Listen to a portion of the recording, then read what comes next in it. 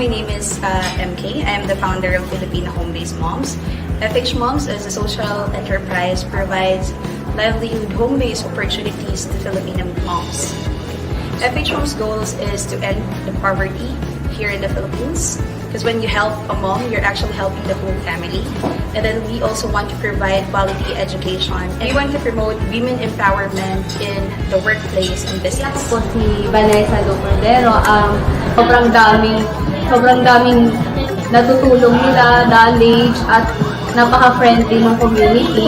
Gusto ko mag-thank you sa FH Moms dahil as a mother, sobrang pangarap natin na mag-work at home kasama yung mga anak natin, pamilya natin. 10 years, I'm seeing FH Moms as a social enterprise that will help bridge gender. Ayan. Live na ako. Ang bongga naman ng intro natin. Sandali, tingnan ko muna. Yan. Ay! Tama ba?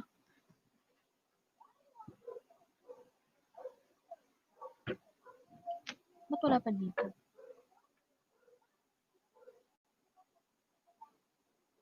Live na ba ako? Parang hindi ako sure. Hello, mommies. Can you see me now? Can you see me and hear me now?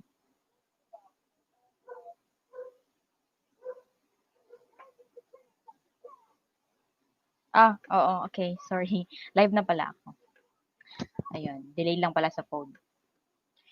Okay, good evening, everyone. So, I'm Mami Karin. I'm your trainer for content writing with Basic SEO. So, tonight, I'm going to give you a brief overview of what we will be discussing in the content writing course. So, sana yung mga mommies natin, konti pa lang yung gising. So, I'm going to share to you my screen.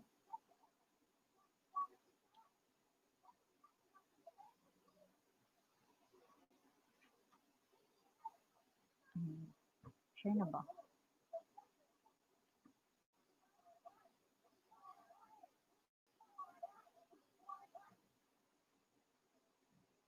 There.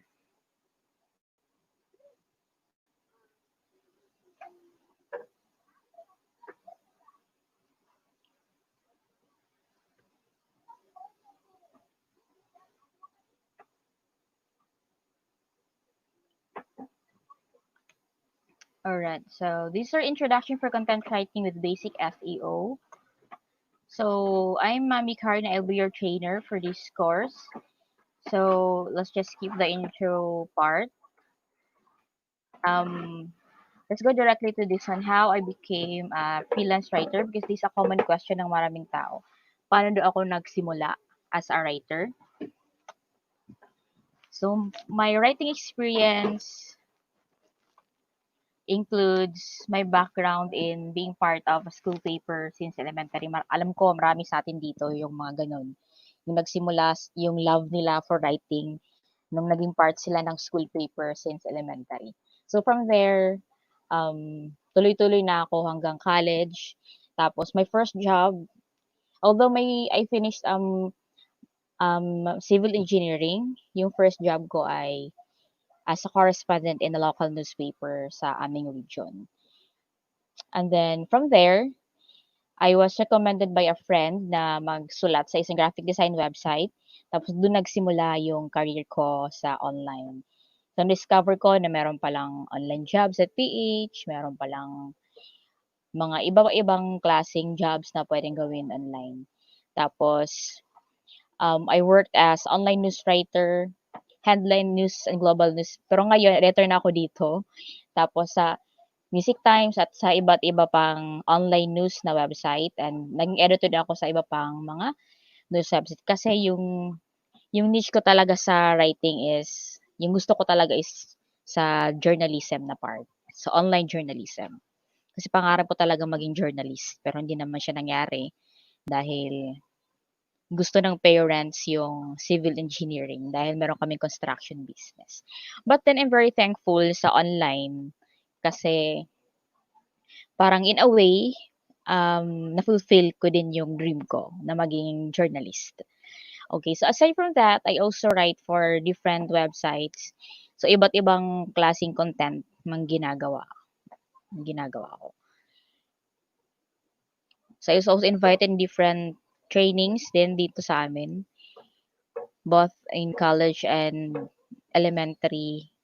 So in different schools usually. So what I do, I write articles for home design, DIY, travel. So, ito yung mga usual na sinusulat ko.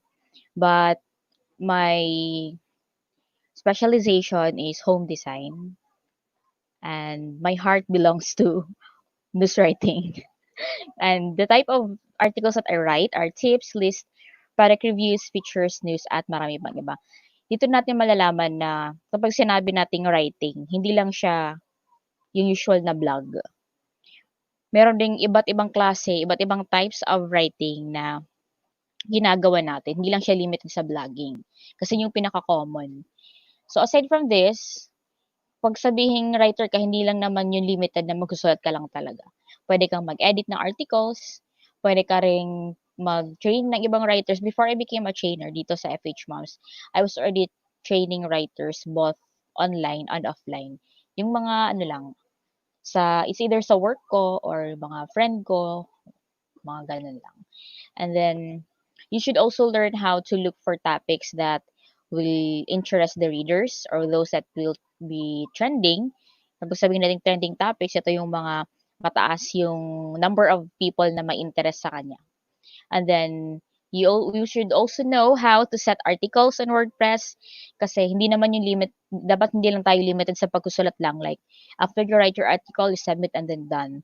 Because there are other clients na gusto nila yung marami kang alam na skill. Alam mo yung SEO, alam mo yung WordPress, alam mo paano mag-post ng sariling article ba doon sa WordPress. That is a plus for you as a writer. And of course, part of that is publishing articles for a while. Can you please minimize the sound of your TV? So what is freelance writing?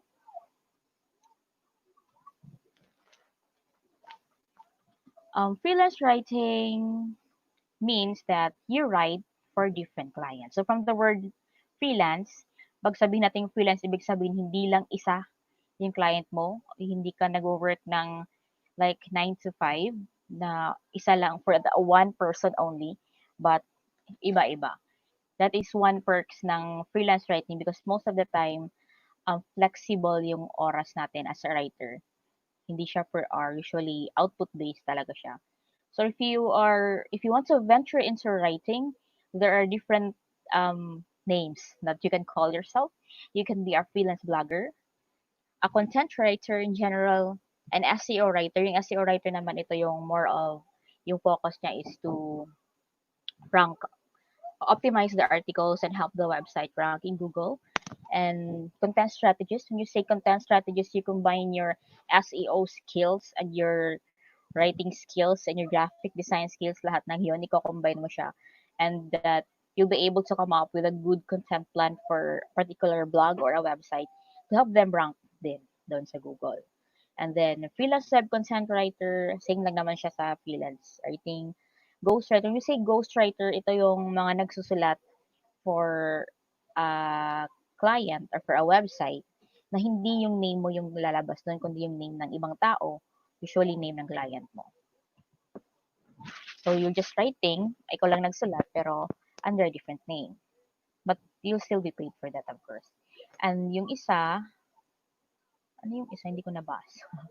So, how can a newbie start as a writer? Ang bilis-bilis ko, no? Sandali nga. Alright. You can learn by doing. If you want to learn how to write, then mag-write ka.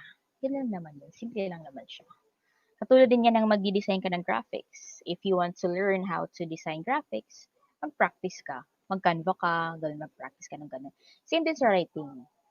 The only way for you to become a writer is to start developing your writing skills by like keeping a journal, pwede lang sa phone mo, mag-notes ka lang dun sa phone mo, magsulat-sulat ka na kung anong gusto mong isulat. Wala namang magja-judge sa'yo. Importante is you are starting to train yourself how to write. Ikaw lang talaga makakatulong dyan sa side na yan. Dahil kahit ano pang daming trainings ang kunin mo, kahit 10 trainings pa sa writing yung kunin mo, if wala kang application, di ka nagsusulat, wala rin. Hindi mo din ma-achieve. Okay?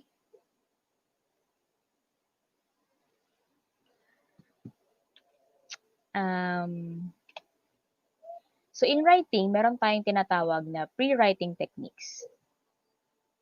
Bakit nandito na ako? Ba't ako nag-spin? Okay. It includes brainstorming, pre-writing, and asking questions. When we say brainstorming, yung iba, kapag sinasabing brainstorming, iniisip nila, o kailangan may maraming tao kong kasama. Share tayo ng ideas. So brainstorming, hindi naman. When you say brainstorming, pwede naman ikaw lang mag-isa. Mag-isip-isip ka kung anong pwede mong gawin, pwede mong isulat, mga ganun. And then, you can do free writing. Yung free writing, ito yung magsulat ka lang without thinking kung wrong ba yung grammar mo, ganun. Kung ano yung gusto mong i-express, i-express mo na siya. Walang pipigil sa'yo. Okay? And then, ask questions. It's either you can ask a friend or you can ask Google. Yung si Google, marami siyang sagot sa inyo. So, by doing all these three, kasi yung pinakamahirap na part ng writing yung paano ka magsisimula. So, itong tatlong technique na to, this will help you come up with an article. Yun. So, una, mag-isip-isip ka kung anong gusto mong isulat. Tapos, magsulat ka ng kahit ano gusto mong isulat. And then, magtanong-tanong. Research or ask questions. And then, once you're done with that part actually is kasama siya sa creativity process, yung nasa taas, yung creativity. It's part of the creativity process. It will help you express and gather ideas for a particular topic, a particular article. And once you are done, you will go to the criticizing part. So sa criticizing part, ito yung part wherein you are going to recheck your output. Dito ka na mag-check ng grammar, dito ka na mag-check ng spelling, tapos dito mo na i-arrange yung mga thoughts at ideas mo na baka hindi siya sunod-sunod, not in chronological order or parang feeling mo magulo. So, ito na. Doon ko sa criticizing. Ikaw lang mismo yung gagawa niyan. So, when you're done with that, tapos gusto mo siyang ipa-check sa iba, pwede naman. There's also an advantage actually if meron kang writing buddy or at least a mentor that can help you na i-pinpoint sa'yo kung ano yung pwede mo pang gawin to improve your article. So, that's one way na para makapagsimula ka as a writer. Alright. Ay, ano yun? Ay, mag-back. Ay, di siya nagba-back. Wait. Sandali.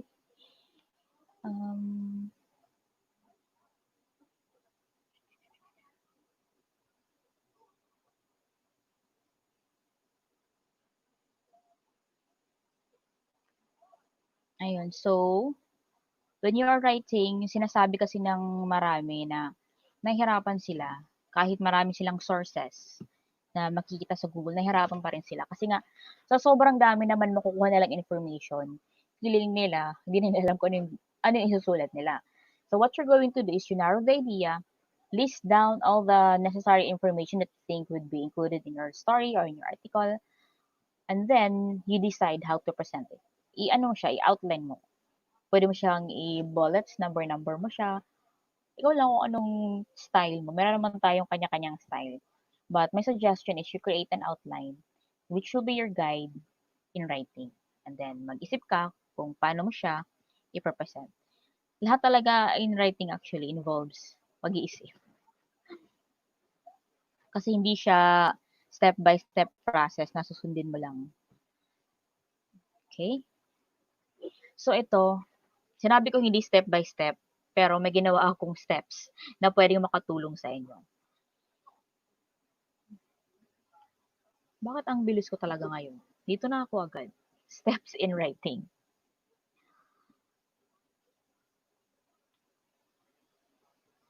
Okay? So first, you need to identify your audience.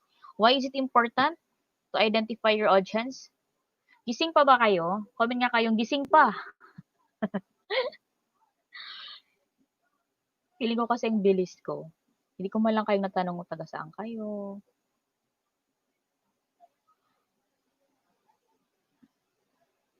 Eh, wala nagko-comment. Tulog yata lahat.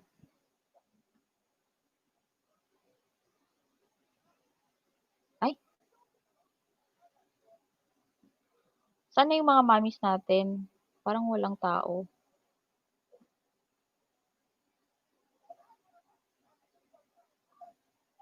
Sino yung gising? Si Mama MK gising siya for sure. Konti pa lang yung tao. Nasaan kayo? Halina, manood na kayo ng webinar kasi magtatrabaho pa ako. Ayan. Gising na gising pala sila. Buti naman. Akala ko naman natulog na kayong lahat. Okay. So number one is you need to identify your audience. Why is this very important? Because if you do not know who your audience are, you won't be able to write according to their interests. For example, magsusulat ka about baking. Tapos pala yung audience mo, mga engineer. Wala silang pakialam dyan. Yung gusto lang nila kumain ng cake. Wala silang pakialam kung paano siya gawin. So, it's very important na malaman mo yung audience, yung demographics, ano yung age nila, ano yung trabaho nila, mga ganong bagay. That's very important. Ayan, gender, location. Location is also important. For example, magsusulat ka ng news, tapos yung audience mo pala sa USA, tapos sinulat mo about kay Vice Ganda. Anong pakialam nila dun? Yun. So, walang magbabasa. Ganun yung point. Kaya mahalaga yung audience. Number two, we need to identify your intent and key takeaways. Ano yung gusto mong, ano yung pinaka-goal mo sa sinusulat mo? Is it to entertain, to inform, to educate, to ano pa, you want to encourage them to agree with your ideas, mga ganun. You want persuasive writing yun. So what do you want your audience to learn? Okay? Ito yung maging pinaka-basis ng writing. Next, identify the type of content you are writing. Anong type of article ba siya? Is it a blog post? Is it an SEO article? Is it a product description? Is it a how-to article? Kasi kapag how-to article, iba yung format. Meron tayong step 1, step 2, step 3. Or is it just a blog post? Is it a mere feature? Feature mo lang siya or review ba siya? Magkaiba din yung approach kapag review kasi titingnan mo yung bawat ano. For example, mag-review ka ng lotion. Papakita mo yung lotion. Papakita mo kung ano yung good aspect sa kanya. Tapos ano yung hindi mo type sa kanya. Ganun. It's different naman if i-feature mo lang si lotion. Because if you're just going to feature it, sasabihin mo lang na, oh, ito siya, ganito siya, parang, you're just giving them information kung ano yung nandyan. Unlike if you will add a review na merong personal touch na you're going to present both sides. Number 4, you make a working title. Working title is yung, ibig sabihin ng working title, ito yung parang pinaka-temporary title mo. So, bakit kailangan mo ng working title? It will be your guide. It will guide you in your writing. Kasi kung wala kang working title, malaki yung chance na ma-confuse ka kung ano ba tong ginagawa ko. May mga times na nagbibigay ako ng topics sa mga writers tapos kahit magbigay ka ng instruction sa kanila, ganito, ganyan, sabihin mo, na confused pa din sila kung anong gagawin nila. But if you give them a working title, yun, kakagawa na sila ng article. Kaya mahalaga din na yung working title natin is connected dun sa sinabi natin sa number 2, yung ating intent in writing para hindi tayo ma-confuse. At saka yung working title mo, huwag kang masyadong mag-alala dyan dahil pwede mo pa siyang pagandahin later after mo magsulat. So yun, may title ka na. So the next part is you research your topic. You collect information. Punta ka sa Google, research ka yung topic mo, how to bake a cake. How to bake a cake. Ang dami-daming information makukuha mo dun. So, anong gagawin mo? arrange them from the most important to the least important. Pero recipe naman yung sinabi ko. So, maghanap ka doon ng pwede mong gawin. Or pwede kang gumawa ng like a roundup ng iba't ibang klase ng cakes, how to bake all these cakes, tapos i-round up mo lang siya. Parang list lang siya. Pwede ganun. And then, make sure also, kapag nagre-research ka, na yung kukunin mo lang information yung mga legit, huwag yung mga fake. And you have to see to it that a website is reliable. Usually, yung nakapupunta lang sa page 1 to 3, yun yung mga pinaka-reliable. Kasi the mere fact that they are there, it means that Google trusts them. And if Google trusts them, it means that these websites are giving correct and reliable information. So, yun yung pupuntahan mo. Okay lang pupunta ka sa page 10. Pumunta ka rin doon paminsan-minsan para naman magbasa doon sa mga website na nasa page 10. Pero yun yung, kaya nga yung goal ng mga articles ng, mga vloggers, ng mga website owners, is to go to the first 3 pages. Siyempre, mas bongga ko na sa page 1 ka. Dahil nga, yung mga users natin ay pumupunta lamang din sa mga pages na to get information. Hindi na pumupunta sa ibang pages. May trust factor doon. And then, number 6, you create an outline. Ano ba si outline? Yung ginagawa natin dati sa elementary, high school, yung mga sulating pangwakas, informal theme, mga ganun. May booklet na pa na maliit for that. We have the introduction, the body, and the conclusion. Ito yung pinaka main parts of the article. Wala akong sample. Ay, walang sample pala. Sa ibang slide pala yung may sample ng outline. So, sa outline, meron tayong yung Roman numeral 1, introduction. And then, under the introduction, we can add bullets kung ano yung mga gusto nating ilagay doon. Yung outlining. And then, number 7 is write your introduction. So, when you write your introduction, you have to make sure that it is catchy and interesting. Kasi kapag boring siya, tapos hindi mo makuha yung mga magbabasa, aalis sila, intro pa lang. So, it should be your, ano ba yung term dito? Yung pinaka-hook. Yung introduction mo, yung hook mo, para magstay yung magbabasa. Tapos, meron tayong mga technique na ginagawa sa writing para yung reader, yung nandun na sila sa isang part, for example, nasa 4th paragraph na sila. Tapos, aalis na sila. Pero mayroon ka dong ilalagay para hindi sila umalis. Yun yung mga, may technique tayo for that. Para magstay pa rin siya. Ang tawag natin doon backing brigade. Hindi na natin siya i-discuss. Medyo malalim na. And then, next is mention what your article is about. So, yun. After mo gawing catchy yung first sentence mo, sabihin mo kung ano yung article mo and make a promise. And when you make a promise, see to it that you can deliver that promise. So, kung sinabi mo sa introduction mo na you're going to share your secret menu in baking a cake, siguraduhin mo sasabihin mo yun dun sa article. Kapag hindi, wala, tsaka ka. Yung hindi mo binigay kung ano yung promise mo sa kanila, parang is either aalis na sila, di na sila babalik sa'yo kasi hindi mo naman pala binibigay yung mga sinasabi mo. Clickbait ka pala. Bad yun. Number 8, write the body. So, may introduction ka na. Yung second part natin ng article is yung body. So, in this part, you follow through your promise. Dito na, sabihin mo na kung ano yung linagay mo sa intro na ibibigay mo sa kanila. Ito na siya sa body. And this is also the part when you can explain, you present, and you tell a story. It is important that no matter how formal your topic is or parang medyo seryoso yung tono, you look for a way that you'll be able to tell a story because by telling a story, you can connect to your writers. Kapag wala kang story, parang ano lang, copy-paste ka lang ng info, ganyan, parang boring siya. Actually, depende din siya sa type of article na ginagawa mo. But always make it a point to tell a story. Number 9 is write the conclusion. Present the key takeaway. Ano yung mga ano yung mga natutunan nila? Ano yung pwedeng ibaon nila dun sa sinulat mo? You can ask a question. para makapag-isip sila, or you can encourage them. Ngayon, meron na tayong sinasabing mga call to action. And most of the time, sinasali natin siya dun sa conclusion.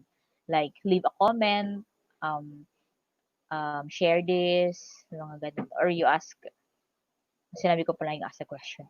Yun yung mga call to action natin. Pwede nyo encourage sila na you sign up to my newsletter so you can read the next part of this article. May part to siya.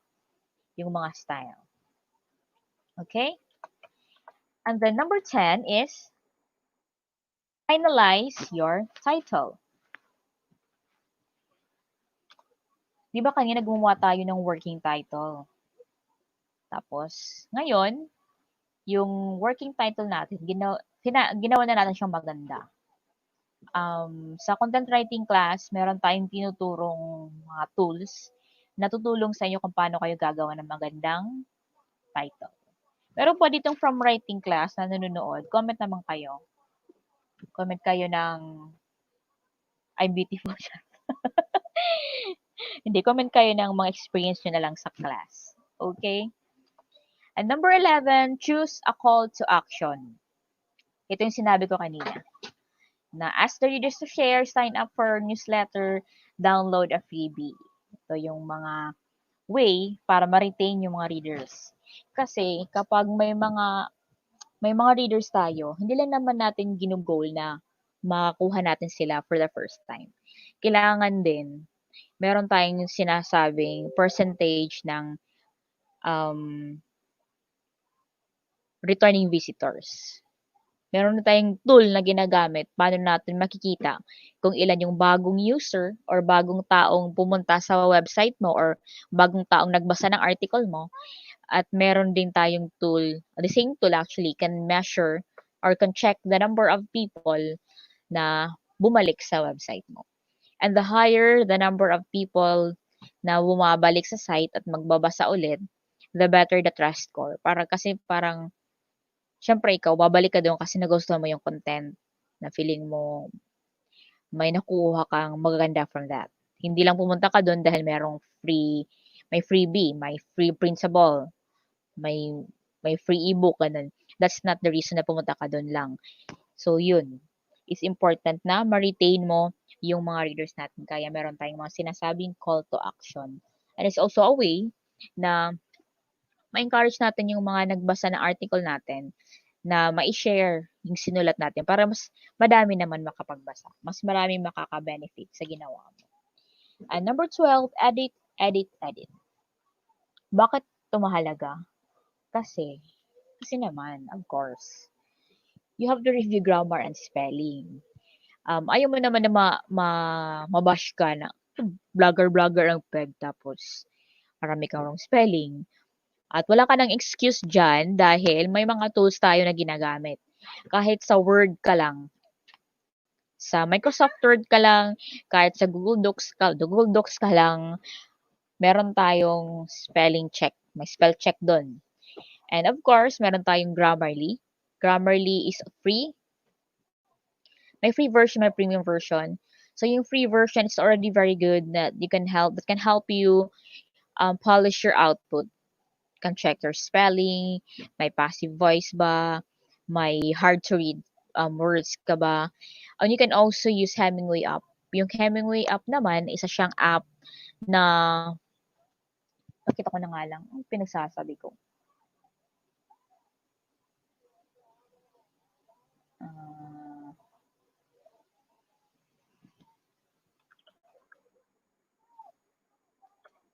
Can you see my screen? Makikita ba yung sinishare ko? Sandali. Baka hindi.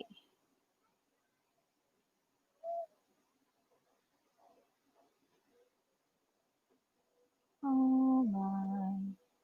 Ayan. Ito pala. Akala ko hindi. Madami na palang gising. Nadagdagan ng 10. Charot.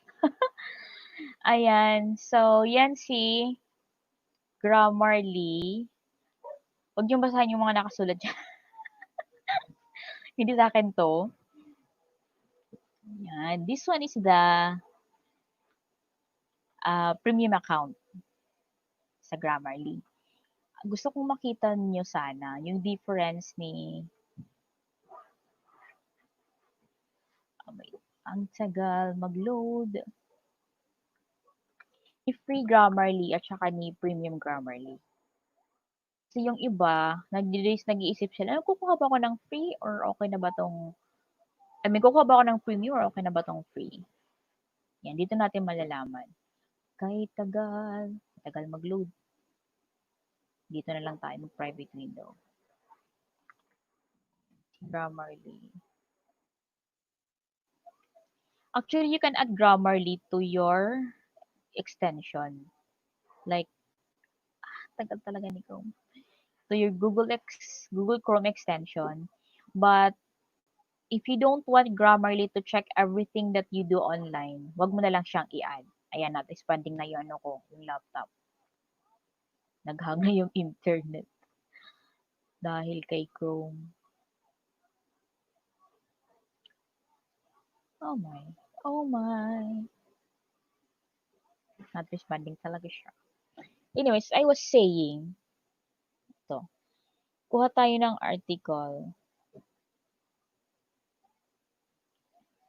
Yung free Grammarly, pwede mo siyang install as Google Chrome extension, but yung gagawin niya, i-check niya lahat ng mga sinusulat mo. Like sa Facebook, kahit mag-type ka doon ng post, kahit mag-comment ka, i-check siya ni Grammarly kung nasa extension.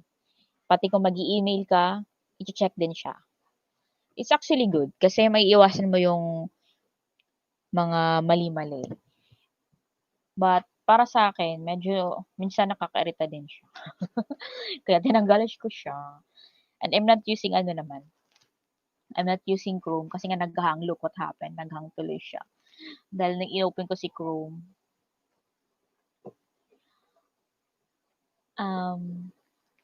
bukas pa ito ma-okay. Hintayin lang natin mga 5 years. Ano ba to? Wag na nga lang. Ayoko na sa'yo. Balik na lang tayo dito. Naghahang talaga siya. Basta yun. Yun na siya. Si Grammarly.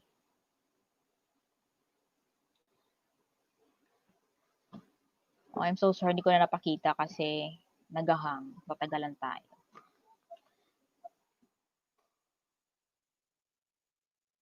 Aside from Grammarly, si Hemingway app. Gusto kong ipakita sa inyo kung paano siya gamitin eh. Anyway, next webinar na lang kapag hindi naman hang talaga siya. Okay? So, yun yung writing process. Kung paano ka makaka-come up ng isang article. So, you will start from writing a working title, and then gagawa ka ng, mag-research ka, gagawa ka ng outline based dun sa mga information na nakuha mo. Tapos, gagawa ka ng introduction, ng body, ng conclusion. And then, you finalize your title, add a call to action, and then edit. Right. So, kung mag-writer ka na talaga, bonggang-bongga, yung sure ka na writer na yung gagawin mo sa buhay mo, what are the content writing services that you can offer? Number 1 is magaling ka na, nasa mo na yung skills mo sa grammar, proper uses of punctuation, spelling, mga ganun, lahat. Pwede ka nang sumabak sa editing. You can work as an editor. Marami naghahanap ng editor or a copy editor. And then, pwede kang mag-ghostwriting. Yung sinabi ko kanina that you're going to write an article for a particular website but it will be published under a different name. Or pwede kang mag-copywriting. Copywriting, the intent of copywriting is to convert the readers. So, hindi lang siya merely to entertain. Yung may goal ka na makahatak mo si reader na may gawin siya. Like sign up for a newsletter or buy your ebook or buy a particular product. Ito yung kikita natin sa mga landing pages or minsan kahit sa Facebook lang. Kasi meron tayong tinatawag na social media copywriting. Makita natin nagpo-promote ng mga products nila, mga ganun. That's already copywriting. Kasi it's a way to encourage you to take action or to do something. And then side content, yung side content naman, this one is not just about blogging or um,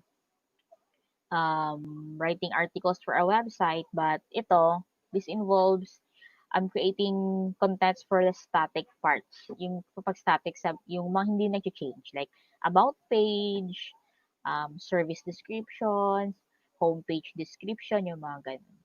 And then ebook writing is a good way to earn din. Marami tayong mga writers na nagbebenta na ng kanilang mga ebooks. The good thing about ebook is that you don't need to spend anything. Pwede mo siyang ibenta agad. After you write, make a cover, tapos benta mo na siya. And blog management. So, level up na yung si management kasi kapag mag-blog manager ka, dapat alam mo paano mag-strategize ng content, you know how to look for topics, alam mo mag-keyword research, alam mo gumamit ng Google Trends, alam mo gawin lahat ng yun. So that you can provide not only good topics for your clients' website or blog, but you can also help them attract more readers. Okay. Sa blog management din minsan, kasali din dito yung management ng writers. Since ikaw na yung manager, tapos baka may mga writers dun, since sabihin natin malaki siyang blog, tapos kailangan siya ng like 10 articles per day, may ganun. O baka may mga i-manage ka na team. So what are the different types of mami, meron siyang replay. What are the different types of client? Babae, lalaki? May publications.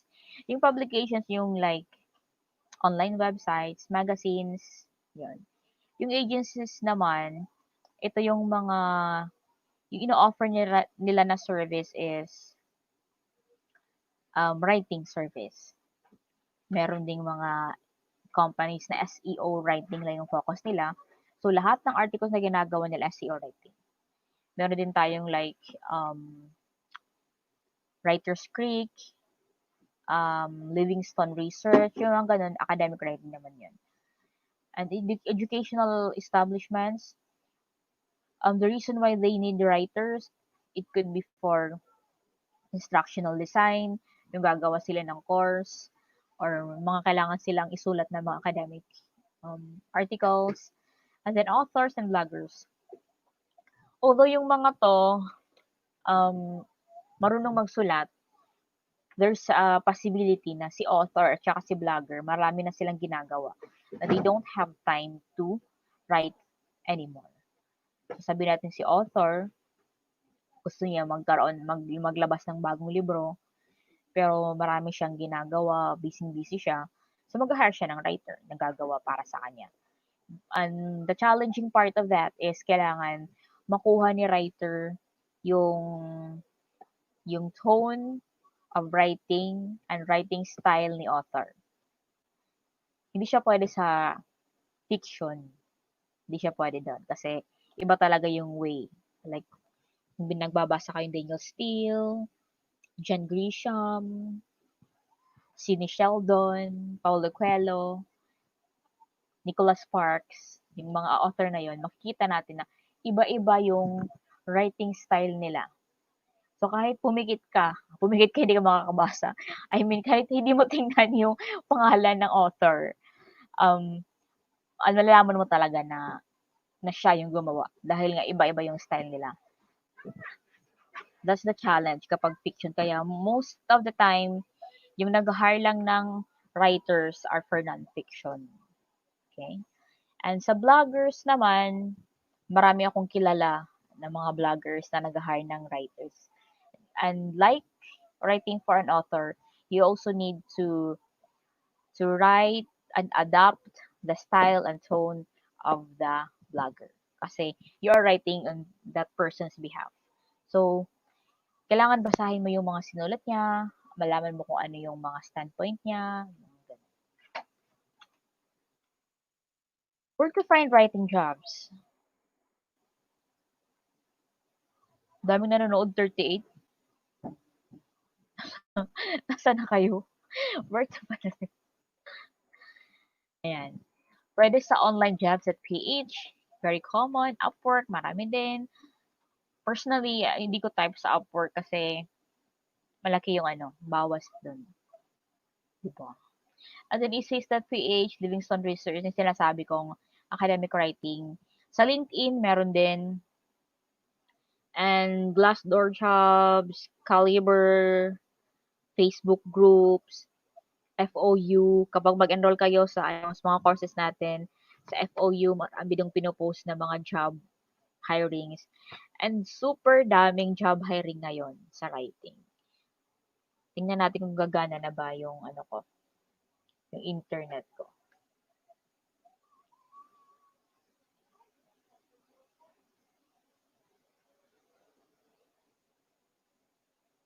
Ayan si Grammarly. Gumana na siya.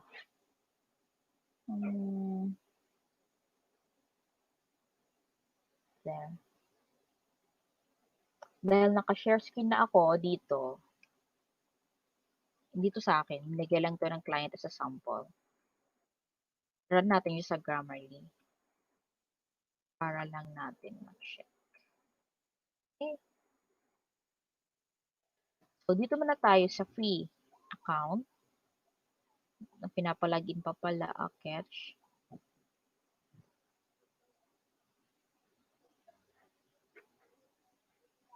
Huy.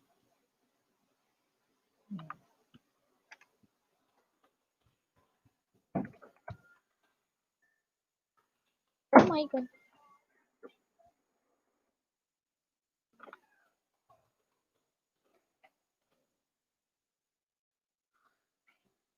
Ayan. So, ito si free Grammarly natin. Gusto ko talaga siyang ipakita ka. Ayan. Ay, meron dong article, yun na lang. Ito.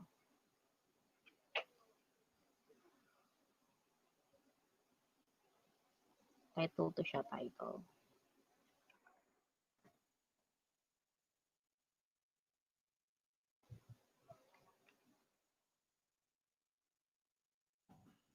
So, sa free Grammarly, ito yung lalabas natin. Meron tayong 8 alerts. So, yung score mo dito, 86. So, when you run your article in Grammarly, so yung easy lang siya. Punta ka lang sa grammarly.com, app.grammarly.com, tapos create ka ng document, tapos to. So, ito dapat R. Check mo lang. But we can do away. Sabi niya, wrong spelling daw. Gusto niya go away. Pag ganyan, iba naman yung meaning ng we can do away without at ng we can go away, ignore mo siya. I-delete mo siya. Dismiss. Mali ka, Grammarly. Actually, kasi si Grammarly, hindi naman siya tao, di ba? So, meron din siyang mga maling sinasuggest. So, that's why it's also important na i-check mo din. I-double check mo din. Katulad ng kanina. Yung do away at saka yung go away. Magkaiba na yung meaning nila. Ito, pwede daw wala siya. These can be totally replaced by. O, pwede siyang wala. Pwede kang maniwala, pwede hindi. Kung ayaw mo, i-dismiss mo siya. So, yan. So, dito sa natin, sa free, merong 5, kanina 8 alerts, no? Ito natin. Undo. Yan. 6 alerts. And then, let's copy this dun sa sa premium. Ito naman si premium. Tingnan natin kung ilang alerts ang lalabas sa kanya. Yan, ang dami pala. 40. Diba? Kanina, 6 lang. So, may na-miss ka na 34 alerts. Tama ba? Yun. So, ito na. Magsisimula ka nang mag-check kung ano yung mga pwede mo siyang i-change. Finances. Pwede mo daw i-change. Kung ayaw mo, i-delete. Yan. Another good thing about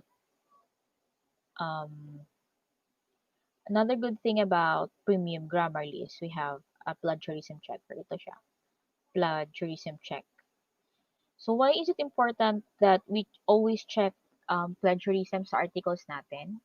Kasi, malaki yung chance na Dahil sa dami ng research mo, baka may nakaka-copy ka dun na part or may part ka na katulad dun sa na-publish na.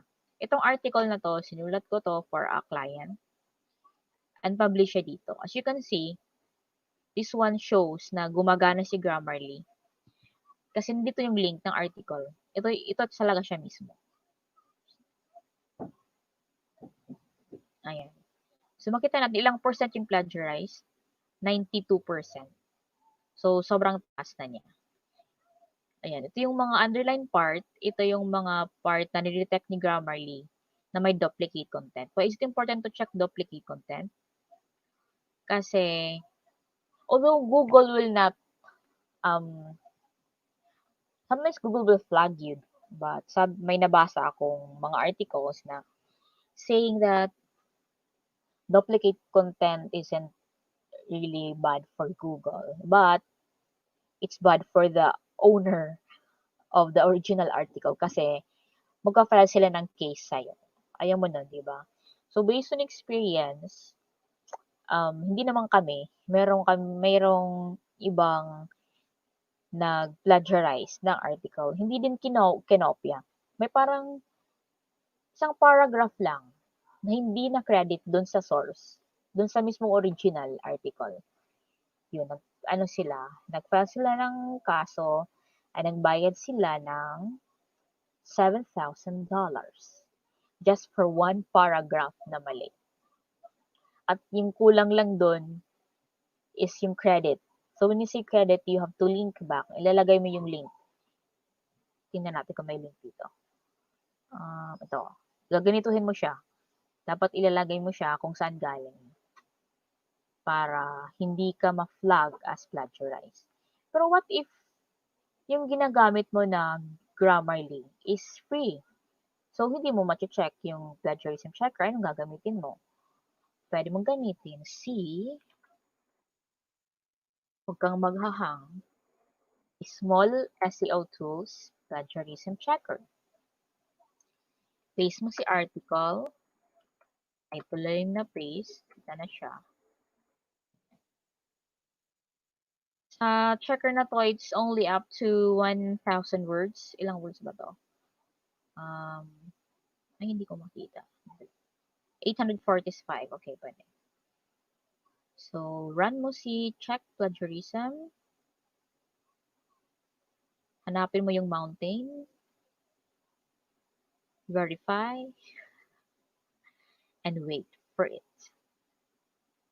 Tingnan nga natin kung ma-check ba ng free tool na ito na existing na pala yung article. Ayan, magpakitang gilas ka, Plagiarism Checker. So, nakita natin na may na-detect siyang 18% plagiarized content, tapos 82% naman ay unique. So, yung plagiarized content natin ito, tingnan natin kung saan siya galing. So, if may makita kayong part na naka-tag na plagiarized, tapos gusto mong ma-check kung same ba talaga sila, click mo lang si compare. And you will be brought to the article. Ayan, ito siya. Yung kanina, same pa din. But the thing is, dito 92% yung na-check na plagiarism. Dito 18% lang. But then, double check mo pa din naman siya dahil merong compare. Pag makita mo, parehas pala lahat. O, ibig sabihin, kinopy lang niya yung article na yun. Okay? So, the acceptable percentage, dapat actually 100 talaga. 100% unique, lalo na kapag vlogs, at iba pang content, kailangan 100%. Yung may exception lang sa atin, if you're going to add quotes, pag may kinuquote ka ng mga tao, pwede kang mag 15%. Gising pa kayo? Magdami talaga nanonood. Mga 3,000. Charot.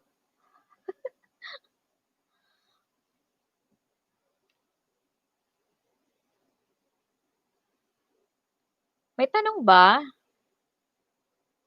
Habang naglo-load siya. Ayan. So, ipapakita ko sa inyo kung ano yung type of content na pwede mo lang kopyahin. Walang quote. Ito, kinote siya, copy-paste, and then nasa loob siya ng quote, but yung source niya nakalink naman dito. Ito, si CNBC. So, if you're going to get quotes from other articles, you have to make sure na i-credit mo siya. Ayan, kahit may sa Twitter lang, naka-credit siya lahat. Para maiwasan mo yung kaso-kaso. Wala namang gustong magbayad ng $7,000, $8,000, $6,000. Kahit yung usage ng image, wala ding may gusto magbayad. Na may fine din dyan kapag kumuha ka ng picture kahit saan lang, pwede ka din kasuhan. Based din sa experience ko, isang picture lang na kinuha sa Facebook, hindi naman intentional na siya, kunin. Akala na pwede kasi nasa Facebook, pero hindi pala. Kaya nagbayad ng $6,000. Di ba ang laki? Kaya yun, ingat na lang.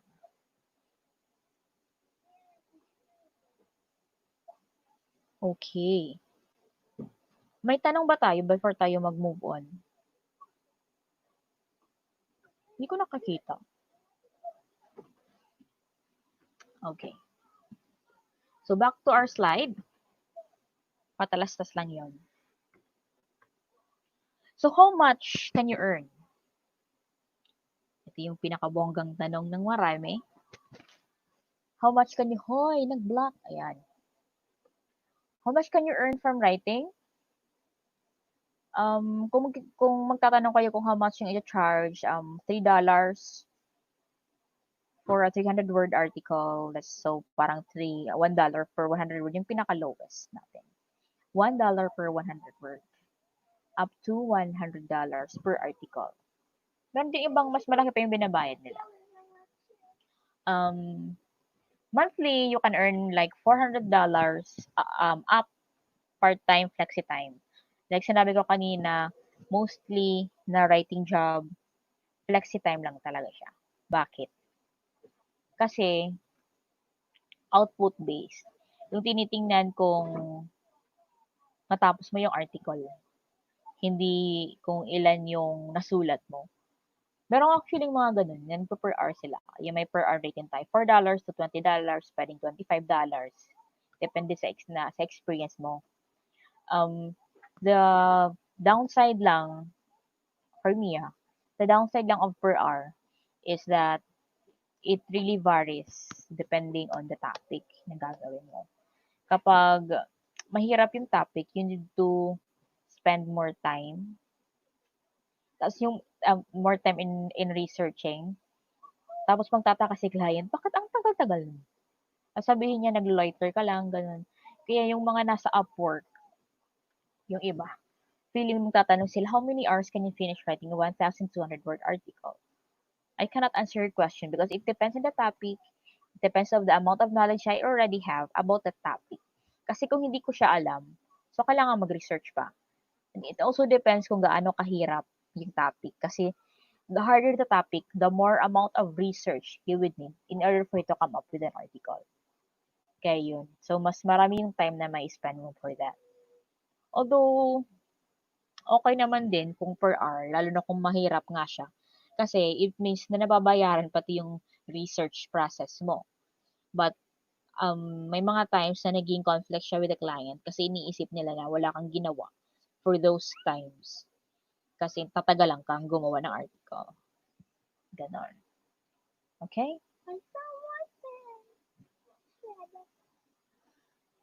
When can I get my payment? Ito mga FAQ to, mga common na tinatanong ng mga gustong maging writer. Makukuha mo siya. Payments are usually sent once you are done with an article. But you can also request for a down payment. It's very important that you know how to ask for a down payment. Kasi ako, yung experience ko, ilang beses na ako na-scam ng mga clients. Dahil, syempre magkusulat ka, tapos sisend mo sa kanila, so wala na. Tapos wala na, hindi na sila nagpapakita. Tapos natuto na ako. So, I always ask for a down payment from my clients. Unless fixed talaga siya na parang may iba ka pang task like plug management or ano, ay di, may down payment din. So, lahat ng ginagawa mo, kailangan may upfront payment. And it's actually better if you learn how to charge higher so that whenever the client pay you the upfront money, and then hindi na siya bumalik, carry lang. Kasi parang bayad ka na naman. Bayad ka na naman pala dun sa full amount.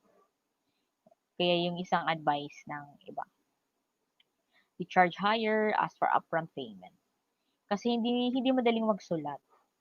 It takes time to write. Kailangan mag-isip ka pa.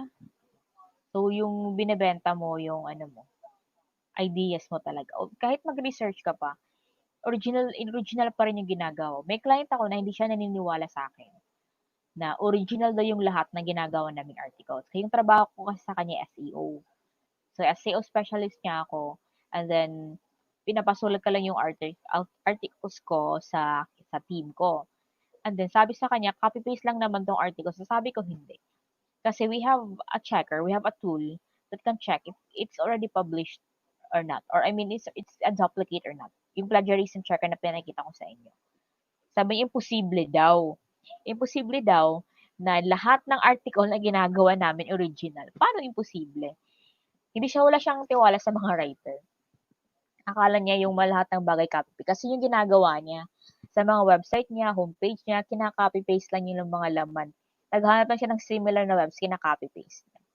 Tapos pinapa-rewrite na lang. Hindi siya naniniwala na kayang-kaya magsulat from scratch. Kaya he's asking me to use article spinner. So, yung article spinner, gagawin mo, kopya ka ng article, i-run mo siya dun sa spinner, tapos magre-regenerate. May lalabas na parang, actually, ang pangit niya, kasi parang, change lang yung words into synonyms. Tapos, after that, aayusin mo siya. Sabi niya, mas madali daw yun. Actually, no. It takes more time to fix an article than to write an article. Kapag writer ka talaga, mas mabilis yung babasahin mo yung source, tapos i-express mo yung sarili mong idea. Kaysa mag-edit-edit ka pa. Ang pinatry ko yun sa mga writers ko. Umayaw sila. Kasi natagalan sila makagawa ng isang 500-word article na kaya nilang gawin in 1 hour. Nang doon sa nag-edit-edit pa sila, abot sila ng 2 hours. Ayun. So, hindi kami talaga yung gumagamit nun. Sabi nga niya sa akin, sabi ni, sino yun? Sinasabi. Sabi ng client ko, sabi niya, I know daw na nagsistick lang ako sa principles ko as a writer. Kaya daw ayaw kong gamitin yung binayaran niyang tool. Sabi ko, syempre, kasi nga, parang nawawala yung ano mo, parang dignity mo or na as a writer na hindi ka talaga kokopya. Diba? Ang sama-sama. Kaya ayoko talaga mag-article spin. Okay? Ang dami ko nang sinabi, nung pinagsasabi ko. Successful content writers. So what are the traits or characteristics of successful content writers? Master different writing styles. Why is this important? Kasi yung mga clients natin, there's a big possibility na sasabihin nila sa atin to write ito, ganyan. For example, you were just hired to write product reviews. And then, nagkaroon ng need si client ng magsusulat ng kanyang about page. Tatanungin ko, kaya mo ba itong gawin? Of course, kaya mo. Kasi nga, na-master mo ng iba't ibang writing style. O baka gusto ka niyong paggawin ng product description, kaya mo din yun. Kapag kaya mo yung isa, kaya mo din yung iba. Kailangan mo lang siyang i-try. Iba-iba lang yung approach, but caring. Isa yung sa mga traits ng successful content writers. Kaya sa course natin in content writing, ini-introduce ko sa inyo yung iba't ibang klase ng content writing. Sabi ko nga sa mga trainees na parang ukay-ukay siya. Hindi mo na ukay-ukay na mahirap maintindihan or ukay-ukay na samot-sari. Pero ukay-ukay in a way na lahat ng types of content na pwede mong ma-encounter online nandun. Kaya I made the outline like that, the course outline like that, para kahit anong ma-encounter mo na online writing jobs, alam mo na kung paano siya gawin. Ready ka na sa sabak sa gera. So, no SEO and research, malaking ang edge mo if alam mo yung SEO. Kasi hindi lahat ng writers marunong sa SEO. Hindi lahat ng writers marunong mag-optimize ng article. Original and does not pick subjects. Kapag sinabi ng client magsulat ka about breast enhancement pills, gawin mo. Kasi yun yung kailangan niya. Huwag kang mag-inarte. Okay? Kung hindi mo alam ano yun, edi mag-research ka. Kaya nga nandyan si Google, it's very easy for us to come up with articles these days. Hindi katulad dati na pumupunta pa kami sa library. Tapos hanap pa na kung ano-anong libros. Ipo-photocopy mo pa na bawal naman pala. Ika-copy mo pa yung mga parts doon na kailangan, di ba? Pakahirap. But ngayon, madali na. Kahit sobrang hirap ng topic, kering-keri kasi nandiyan naman si Google. Marami tayong available resources na pwede mong gawin. And of course, it needs to be original. Pinakita ko sa inyo kanina yung Plagiarism Checker. So, it should be part of your writing process, yung pag-check if it's original or not. Good time management skills. So, this one is very challenging. Like, katulad ko na meron pa akong toddler. Mahirap din mag-manage ng time, tapos maraming clients. But, the advantage lang na maging freelancer is you can handle your own time as long as you can deliver. Social media specialist, it's also important that you are able to establish your name as a writer. The advantage of that, if meron kang sariling page or sinishare mo sa sarili mong profile about your write-ups, or meron kang LinkedIn account that solely focuses on your being a writer, parang napapakita mo talaga sa kanila na writer ako, ito yung mga ginagawa ko. The advantage of that is, yung clients na mismo yung a-approach sa'yo. Hindi mo na kailangan maghanap ng trabaho. Sila na yung mag-message sa'yo, no? Kailangan ko ng writer, baka pwede ka. Ganun. Yun yung malaking advantage. Key qualities of a writer. A writer needs to be disciplined, lalo na kung may mga deadlines. Curious, para mas maganda yung masulat mong article dahil marami kang mga naiisip na mga tanong na sinesearch mo. So, mas maraming information na nagagather na pwede mo gamitin sa articles mo. And then, creative. Kapag creative, sinasabi natin na yung creativity, it only involves yung mga gumagawa ng art, nagdo-drawing, mga ganon, gagawa ng mga craft. Actually, hindi. Writing is also an art. Because each one of us have a different writing style. We have our own writing personality. Iba-iba. Kaya, in whatever way na na-express mo yung sarili mo through writing, whatever output na mabigay mo through writing, that's an art. And that is based on your creativity. Paano yung approach mo? Paano mo sinimulan yung sentence? Paano mo ginawa yung introduction mo na na-hook mo yung mga magbabasa? It involves creativity. And you also need to be motivated. So, kapag sinabi nating motivated, kailangan parang palagi kang on the go na magsusulat. Kasi kapag hindi, there's a possibility na hindi mo magawa yung task. Lalo na kapag may writer's block ka, pakahirap. Tapos may deadline ka. Pero carry naman kung alam mo na kung paano siya i-deal with. Kung alam mo na kung ano yung gagawin mo, for example, may deadline ka mamaya, tapos hindi mo pa nagawa yung article. O yung deadline mismo yung gawin mong motivation. Deadline ko na, kailangan ko na matapos. And then, you need to be detail-oriented. Kapag sinabi natin detail-oriented, you have to make sure that every important details that is needed in the article is there. For example, nagsulat ka about travel. Kailangan i-include mo dun kung how much yung na-spend nila, paano mag-book ng flights going there, ano yung mga food na nandun sa place, magkano, masarap ba, hindi ba masarap, ano yung mga na-recommend mo, ano yung mga place na pwedeng basta mga ganyan. At mga every particular detail na feeling mo mahalaga for your readers. Put it there. Huwag mo nang isali doon yung sumakit yung chan mo, hindi na siya kailangan. And then open to new learning.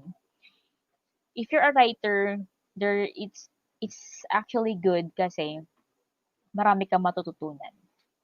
Bakit?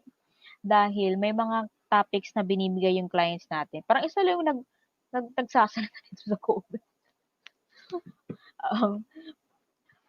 Anong sinasabi ko na wala tuloy ako. Yung open to new learning. So, yung mga topic na binibigay si client tapos hindi mo alam. Tapos magre-research ka about it. So, when you do research, the information that you get from there is already a new learning for you. So, kahit ako, until now, I'm still learning new things dahil sa mga topics na binibigay ng clients ko.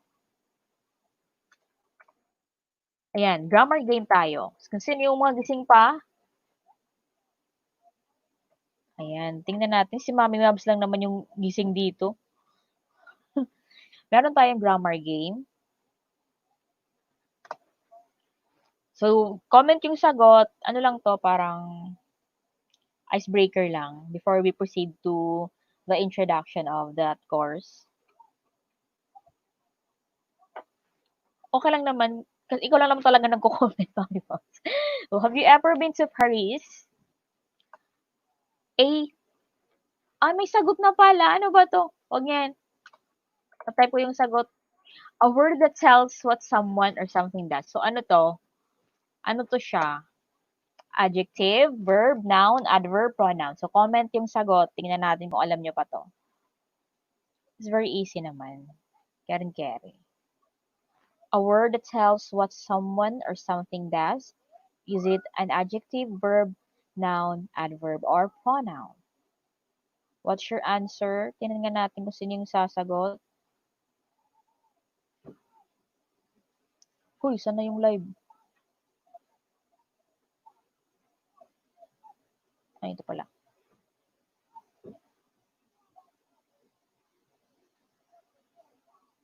Verb daw. Sure kayo?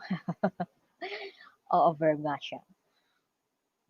So, verb is a word that tells what someone or something does, like, example, you jump, I jump, all of us jump. Galing mag-sample. And then, which alphabet is part of your body? Riddle to, ha? Hindi to grammar. Riddle, bugtong. Which alphabet is part of your body? Nasaan na yung mga tao? Bakit konting-konti lang nanonood? Kayo talaga.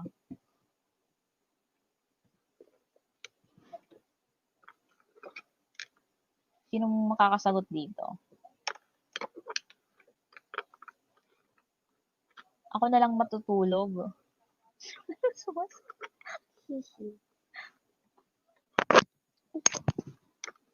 What is your answer to the riddle? Wala pang sumagot.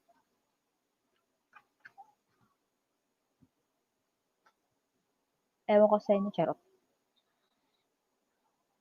Which alphabet is part of your body? Meron palang sagot. Wala tayong... Okay. Dali-dali, no? Piece of cake. Ayan. Course information. Pampagising lang yun kasi baka tulog na kayo. So, our training for content writing, the objective of that is to learn the techniques on how to write various types of content, understand SEO on the type of content that ranks in Google. So, yung sinabi ko kanina, you will learn kung paano magsulat ng iba't ibang type of article. Understand SEO, kasi nga, edge mo yon dahil hindi lahat ng writer alam kung paano mag-rank ng articles. Perform keyword research, paano siya gawin. Yung competition research, bonus to. Nasa Zoom discussion lang siya. And then learn how to create blogs and blog posts that generate leads. Pag sinasabing generate leads, pwede tayong kumuha ng mga readers or yung mga possible na mag-purchase ng ebooks or kung ano man yung mga gusto nating gawin dun sa website. Optimize articles using on-page optimization techniques in WordPress. Tapos, ituturo ko sa inyo kung paano kayo mag-post sa WordPress. Kung paano siya i-optimize. Ibig sabihin kapag optimize, mag-rank siya sa Google. Make a writer's portfolio using your outputs. Yung mga outputs natin, magagamit natin sa portfolio. Learn the basics of email and customer support. Ito, bonus lang siya. And then prepare yourselves in the world of online writing through skills that they will learn. So what can you expect? What to expect? Video lessons. Ano ba? Video lessons are recorded. You can watch in your own time. And then every topic has separate video para mas madali siyang balikan. Easy access to lessons in our platform. Nandun na siya lahat. Uploaded na siya lahat. So, if you want to finish the course in one day, Gora, hindi siya posible. Hindi carry. And then, if feedback from the trainer, may mga iba na hindi pa nabibigyan ng feedback dahil sa dami nga ng mga outputs natin. Usually, binibigay ko siya talaga at the end of the course. Pero may iba na gusto magpa-feedback agad, like after nila gumawa. China-check ko naman yun. Although may delay din minsan dahil nga may work din naman ako. And then writing exercises. You have writing exercises. So, ngayon, we only have 3 required outputs dahil nga nasa platform na tayo. Mas magiging challenging yung pag-check ng lahat ng outputs. Kaya 3 na lang yung required, but we have worksheets. May mga worksheets pa din tayo na gagawin mo para ma-practice ka, like headline writing, kung paano ka gagawin ng mga ganun. And then published articles for your online portfolio. So yung mga gagawin natin dito, may gagawin tayong blog article na ipapublish online. And if you finish the course, meron kang free ebooks na nandun sa aking graduation email. And this will run in 3 weeks. Dati to. And meron din akong free apprenticeship for newbies. So, kung gusto niyo ma-experience kung paano talaga yung mag-write ka online and paano ka magpo-post, yung pinaka-ano ko talaga dito, yung pinaka-purpose is para ma-experience mo kung paano ka mag-optimize ng article. Because if you're only going to make a free website through wordpress.com, you will not be able to use the SEO tools. Kaya, I'll give you access to my website at ikaw dun mismo mag-optimize ng article. So what I expect from you, if you become part of the training, active participation, lalo dun sa ating group chat, sa ating mga Zoom discussions, do all the exercises because this is required for you to get your certificate, and study every topic and video lessons well. Yung iba nag-take notes sila para mas madali na review without going back to the video. And then accept feedbacks and corrections. Hindi naman ako masamang mag-feedback. Positive naman. Positive naman kahit negative. And then responsive to messages. Kapag may message kayo, wag seen, mag-reply. What to expect after the training? What to expect, bakit after? 1-year access with the training videos. Since nasa platform na tayo, 1-year access yung sa platform. And so you have to renew after a year. And then may consultation pa din. So the difference between our course compared to the courses that you can just enroll online is that you have consultation. You can ask questions to the trainer. I experienced this kasi may na-enroll na din akong writing course online. And then walang interaction sa trainer. Although may interaction sa fellow sa course mates mo, sa parang classmates mo. Pero walang interaction sa trainer. Walang nagbibigay sa'yo ng feedback. Yung nagbibigay lang sa'yo ng feedback yung mga classmates. Parang, yun, ganda ng sinulat mo, dapat ganito, ganyan. It's actually good na. It's actually good. Pero better pa din kung sa mentor, sa coach, sa trainer mismo, yung feedback. At yung pwede ka din mag-consult kahit wala dun sa lesson. What I mean with that is like kung hindi pa niya na-discuss or mga ganyan. Mas related din sa writing din. Kung niyo akong tanongin about e-commerce, di ko alam yun. And then training certificates, you'll have, ngayon nasa platform na tayo, you'll only get one. You only get the certificate of completion.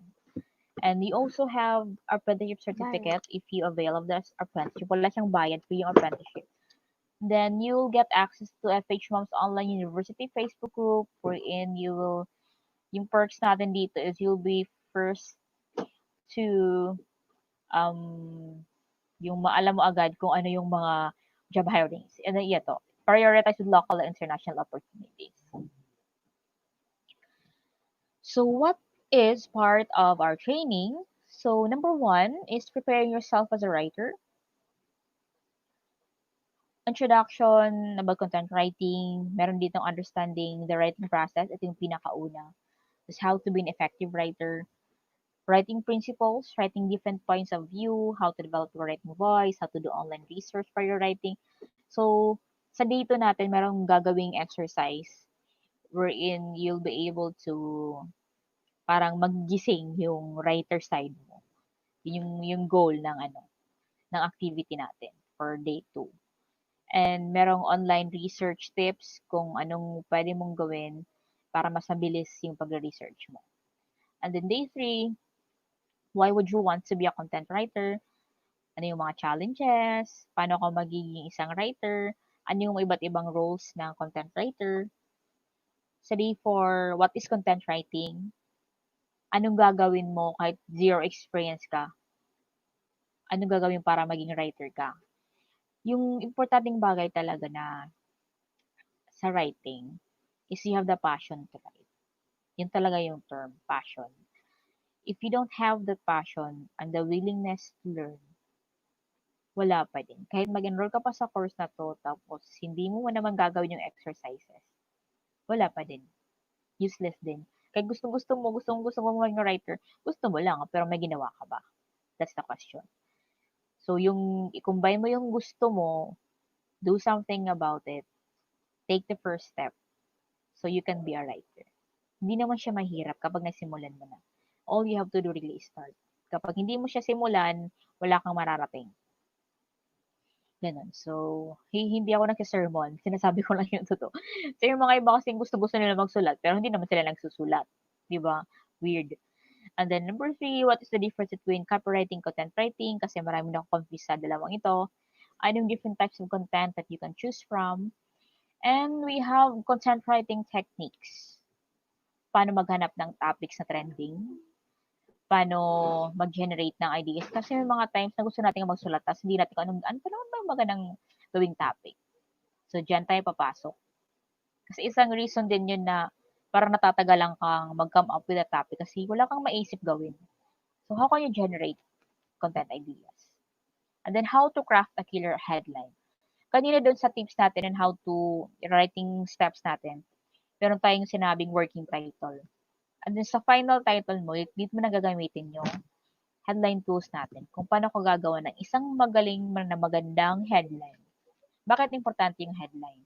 Kasi ito yung unang makikita ng mga readers. At ito yung clinic nila. Kaya yung iba sinasabi nilang namatay si Jackie Chan, ng ilang beses na si Jackie Chan namatay, maraming pa rin nag-click. Ang tawag doon, clickbait title. Yung ginamit lang nila, headline lang, para maraming magbasa ng article nila. Ganun. And then, introduction to SEO and SEO, importance of SEO in writing. Ano bang connection ng SEO tsaka si writing? And then, keyword research, types of keywords. Although sinabi natin dito na basic SEO lang. Actually, hindi talaga siya basic lang. Kasi meron tayong keyword research. May dinidiscuss ako na ibang aspect ng SEO. Na sa mga exclusive lang siya sa mga students. And day 7, the different keyword tools, what's keyword density, ano yung keyword stuffing, and paano gagamitin yung mga keywords natin. So, for this part, ito na yung i-combine natin si SEO at saka si writing. Day 8, what is SEO content? And then my step-by-step guide on how to write for SEO, how to develop an SEO strategy. Meron akong sample dito. Meron din akong demo video on how to optimize your content for WordPress, how to rank your article. Actually, hindi lang siya sa WordPress, pwede din sa iba. Yung steps natin for optimizing. What is SEO copywriting? Ano yung mga elements, ano yung mga steps, ano yung mga techniques? Kasi yung sa copywriting may mga techniques tayong ginagawa para mas interesting siya. And then blogging, how to find your niche and top profitable blog niche. Kasi yung blogging, although magiging passion project lang siya ng iba, pero yung totoo, you can actually earn from it. Kikita ka sa blogging. So, what is blogging? How can you start blogging? Writing blog posts and branding.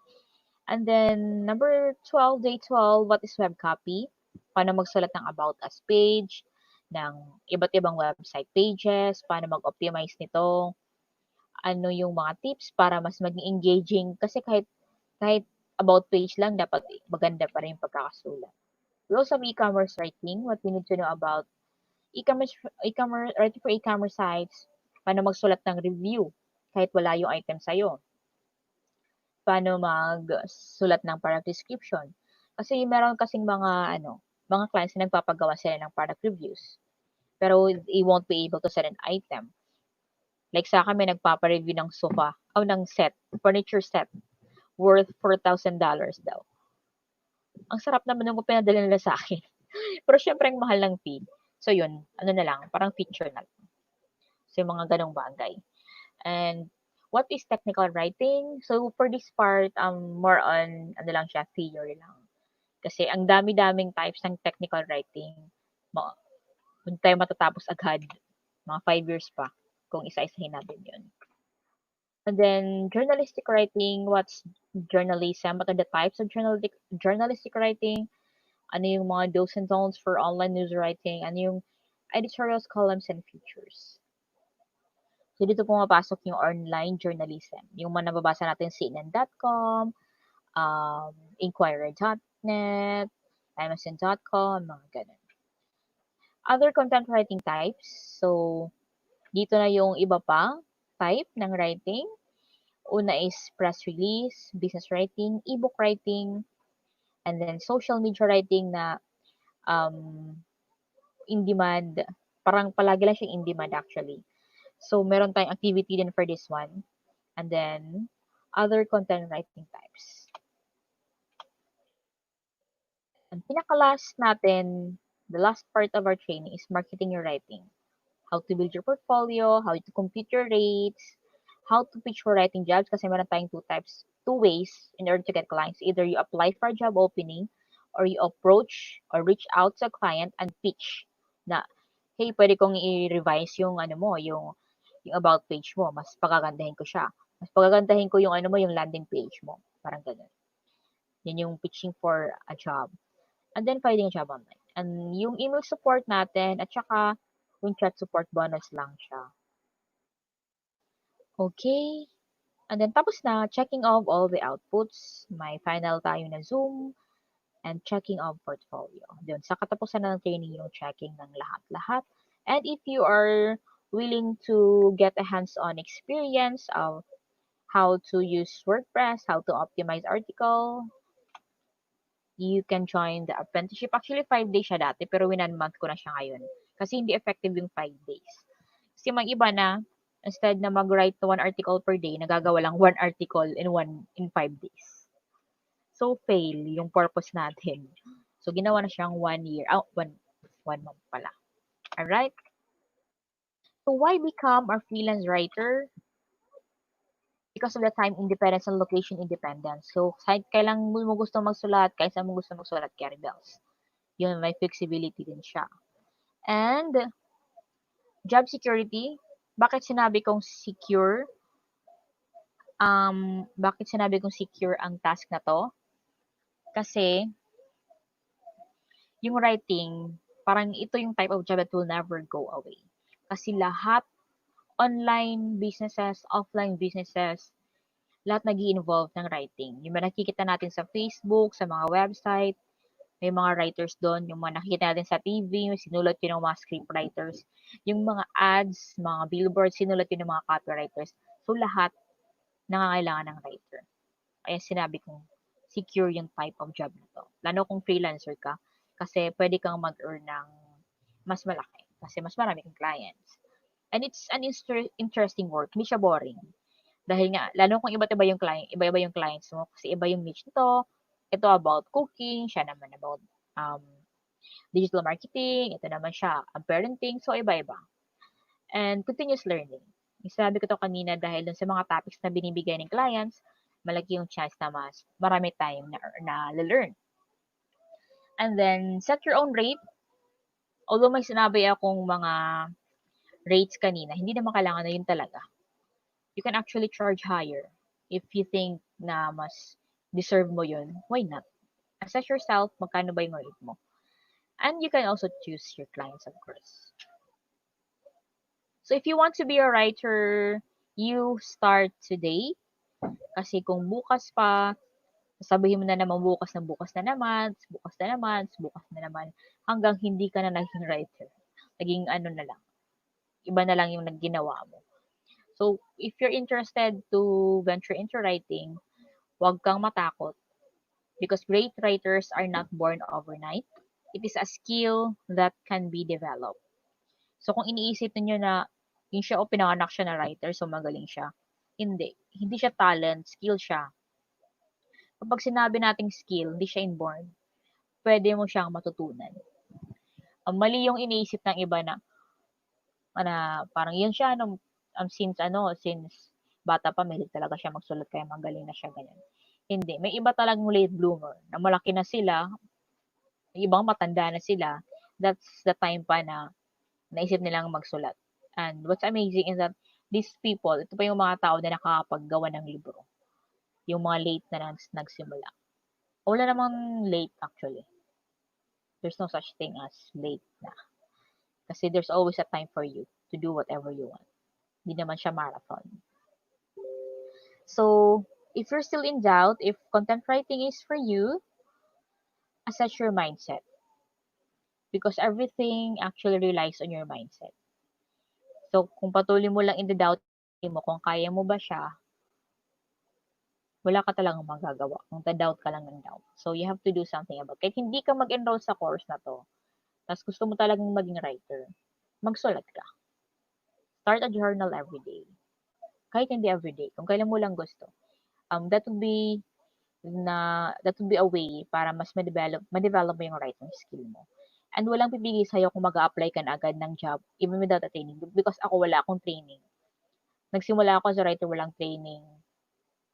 Walang, apply lang. Okay? So that ends our show. Charot.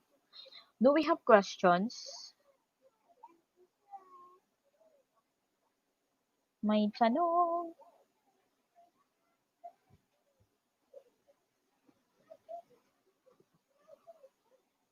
May tanong po. Saan ko makikita? Also, I have to stop sharing, right? And where is it?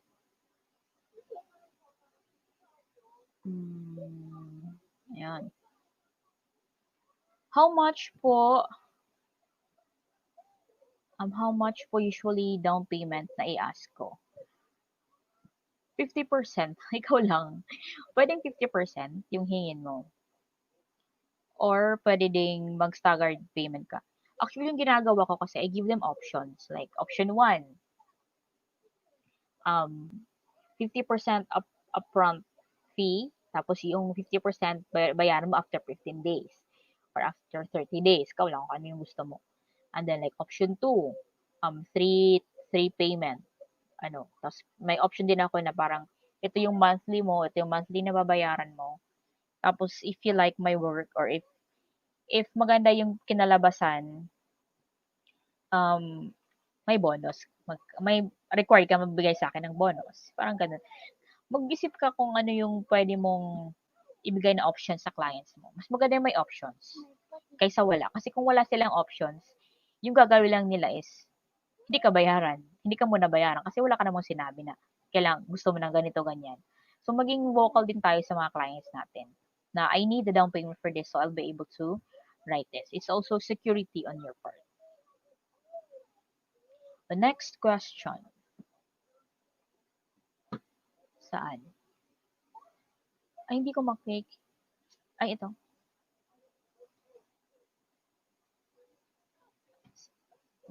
Wait lang hanap tayo ng tanong.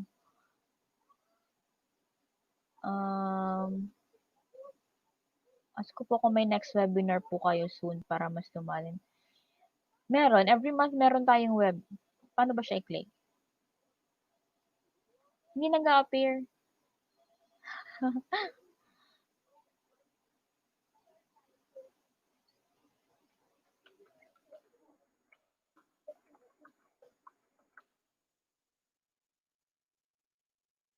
Every month meron tayong webinar. Tapos meron replay din ng mga previous webinars nandun sa YouTube ng Filipino Home-Based Moms. Search mo lang siya.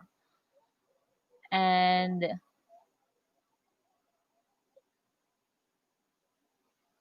Mami, yung ginagamit bang tools free or need subscription? If you're asking about, hindi talaga, ayaw talaga siyang, if you're asking about the training, wala, free lahat. Lahat ng tools na gagamitin natin sa training, free. Unless ikaw mismo gusto mong mag-subscribe. Pero hindi siya required. Hindi required like, kumuha ng ng premium Grammarly, hindi. Kasi magagamit na naman natin yung free. And then, one reason then why I don't require you to buy tools, kasi, hindi naman talaga kayo sure na ito yung magiging work ninyo.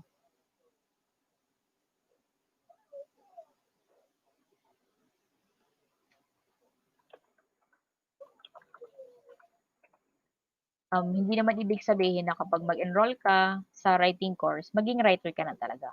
I don't require you to buy the tools that we use for writing. Pag sa SEO Mother, how it works in simple web page or post, ganun din. Meron tayong ways to optimize post by using keywords. So, meron tayong mga sinasabing focus keyword, related keywords. I-discuss natin yung matatagalan tayo. Pwede natin i-discuss sa ibang webinar. Okay, next question. Meron po ba yung application na malalaman mo agad kung ilang words mo? Oo, meron. Pwedeng pwede ka lang sa Google Docs.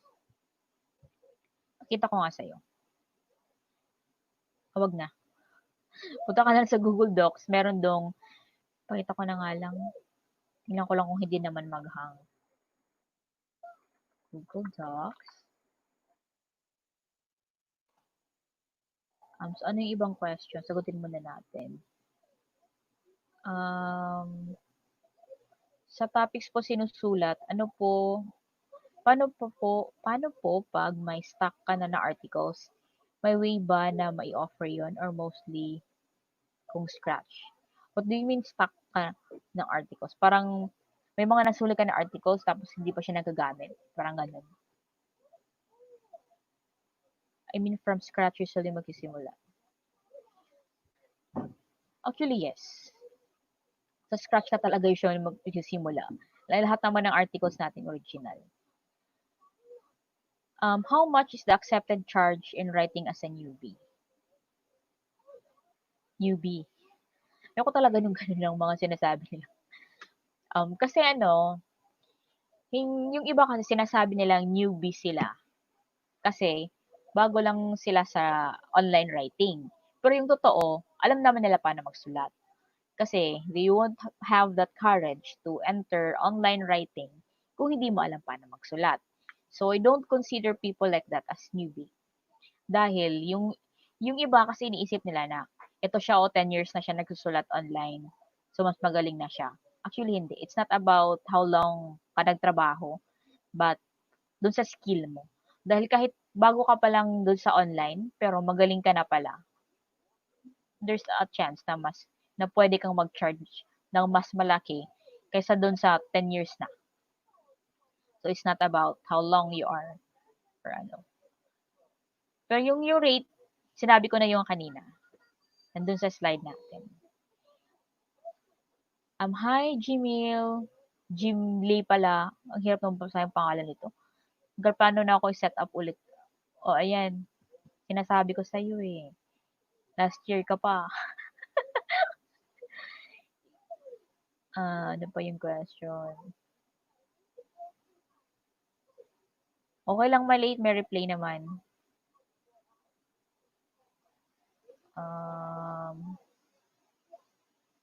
Wala nang tanong, no?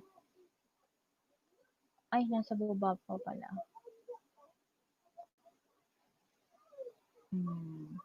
Ask ko po to take this writing course, meron po bang bayan? Sorry to ask. Actually, yes. Yung lahat ng trainings natin, except sa webinars, of course, may bayad siya. 5,000 na yung fee natin kasi nasa platform na tayo. Dati nasa Facebook lang, ngayon meron na tayong website.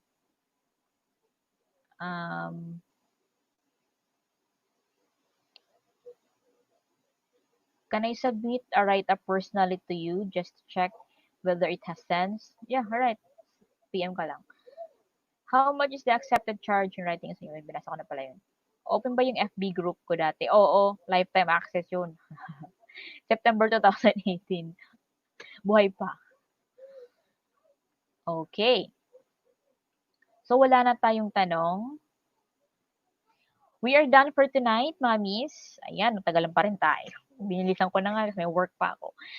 Thank you so much sa mga nag-join sa ating live. I hope you learned something today. And if you have questions, feel free to send me a message on Facebook. Good night, mommies. Goodbye.